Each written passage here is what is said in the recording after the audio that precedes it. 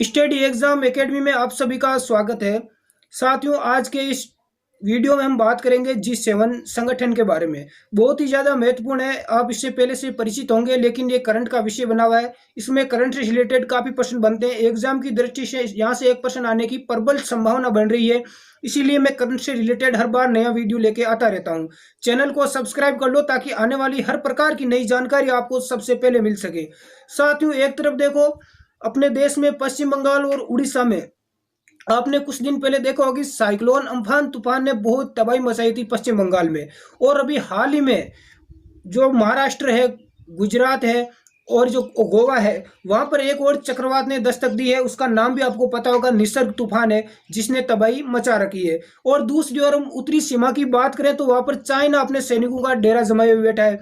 तो इस स्थिति के बावजूद भी जो अपना देश है भारत, वो G7 संगठन का सदस्य बनने जा रहा है। अब हम डिटेल से चर्चा करेंगे इसके बारे में। हाल ही में ये चर्चा का विषय क्यों बना हुआ है, क्यों एग्जाम की दृष्टि से यहाँ पर महत्वपूर्ण है। तो मैं सबसे पहले बात करूं कि क्या होता है कि डोनाल्ड ट्रंप है अमेरिका के राष्ट्रपति, सभी जानते हैं, विश्व का चौधरी।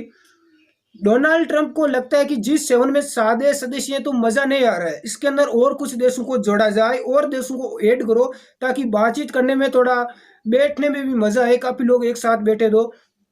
तो इसी को मद्देनजर रखते हुए डोनाल्ड ट्रंप ने कहा कि G7 को बढ़ाया जाए और जिसको G10 या G11 किया जाए। तो किन किन देशों को इसमें शामिल किया जाए। सबसे बड़ी खुशी की बात है कि अपना देश इंडिया इसमें शामिल होने जा रहा है।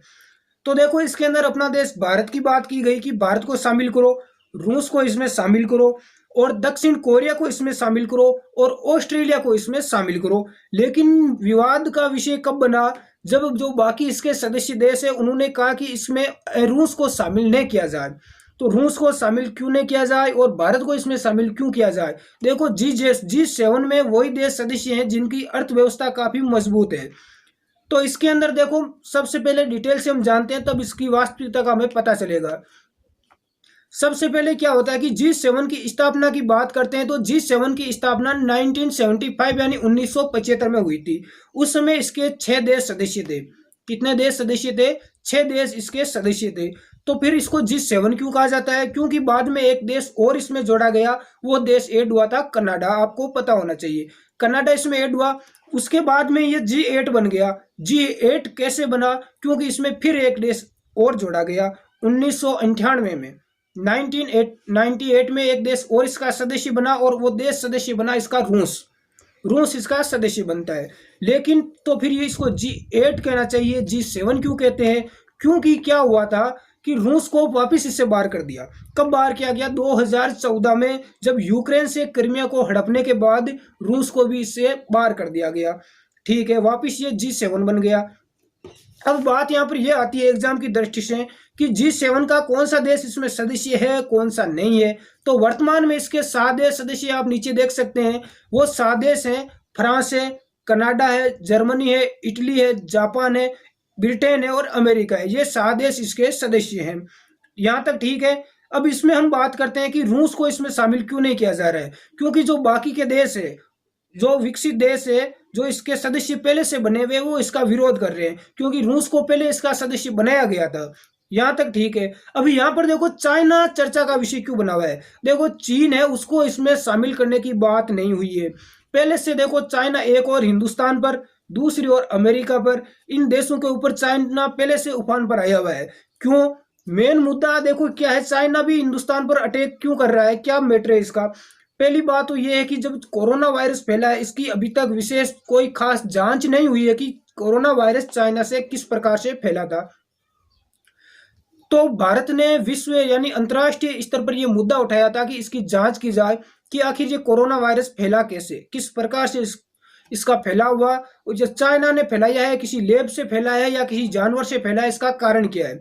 तो इसमें भारत है, अमेरिका है, जैसे काफी देश, ऑस्ट्रेलिया वगैरह, इसमें साथ एकजुट हुए इसकी जांच करने के लिए। तो इससे चाइना भड़क गया।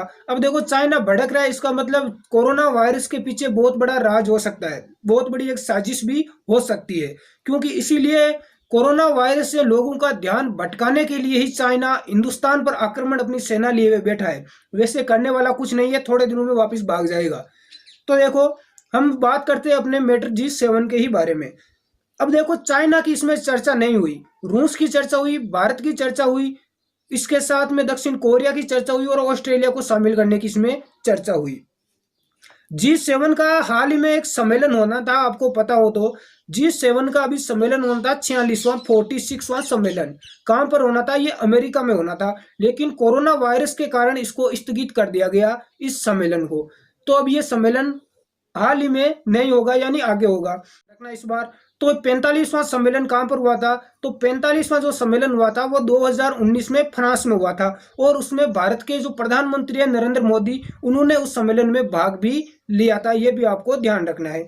अब देखो, भारत को सम्मिलित क्यों किया जा रहा है? 2014 में रूस को बाहर कर दिया। दुनिया की जो ताकत बनने जा रहा है, कौन कौन से देश दुनिया की ताकत बनते जा रहे हैं? एक तो चाइना, एक भारत और एक है अमेरिका। ये तीनों देश दुनिया की ताकत बन रहे हैं। यहां तक ठीक है। तो अमेरिका चाहता है, कौन चाहता है? अमेरिका चाहता है कि भारत है वो और रूस दोनों G7 के सदस्य बने, क्योंकि आपको पता होगा कि अमेरिका में हाल ही में, यानी 5-6 महीनों के बाद राष्ट्रपति के चुनाव होने हैं, और डोनाल्ड ट्रंप को वापस क्या बनना है? राष्ट्रपति बनना है। तो इसके लिए वो चाहता है कि रूस और जो भारत है वो उसकी सहायता करें। यहां तक ठीक है। तो देखो, अमेरिका चाहता है कि उसके संबंध डेमोक्रेसी के रूप में भारत के साथ मजबूत हो, क्योंकि अमेरिका को चीन को क्या करना है? अमेरिका को चाइना को कंट्रोल करना है। और अमेरिका चाइना को कंट्रोल कब कर पाएगा? जब उसका संबंध भारत के साथ अच्छा होगा, भारत की जो आर्थिक स्थिति है वो काफी अच्छी होगी, मजबूत होगी, तो वो चाइना को भी क्या कर सकता है? कंट्रोल कर सकता है, उस पर भी नियंत्रण कर सकता है। इसमें क्या होते हैं? विकसित देश भारत को और विकसित करना चाहते हैं। जो G7 में जो देश हैं, विकसित देश है, वो भारत को विकसित करना चाहते हैं, क्योंकि भारत क्या है? एक शांति प्रिय देश है। इसी कारण भारत को G7 का सदस्य बनाया जा रहा है। ये वो एक बहुत ही बड़ी बात है। अब बात रूस की आई है, तो रूस की राजधानी हम सबको पता है मॉस्को है। रूस की मुद्रा है वो रूबल है, और यहाँ की राष्ट्रपति है व्लादिमीर पुतिन। तो इस चीज का हमें पता होना चाहिए। ये आज थोड़ी सी G7 के बारे में आपको नॉलेज देना था। यदि आपको इससे रिलेटेड और कोई भी प्रश्न, किसी प्रकार की जानकारी चाहिए, तो मुझे नीचे आज कमेंट करें। और जो आपको एक छोटा सा प्रश्न पूछता हूं कि 2019 का शांति के क्षेत्र में नोबेल पुरस्कार किसे दिया गया था? इस प्रश्न का उत्तर मुझे आप कमेंट बॉक्स में देना। यदि आपको करंट अफेयर्स का नॉलेज है, पहले से कहीं आप करंट अफेयर्स से जुड़े हुए हैं। तो धन्यवाद साथियों। आज का ये वीडियो, ये क्लास मेरी कैसी लगी? आज मैं नागौर की धरती से, नागौर जिले से लाइव हूँ आपके साथ। मिलते हैं अगली क्लास में। धन्यवाद। जय हिंद।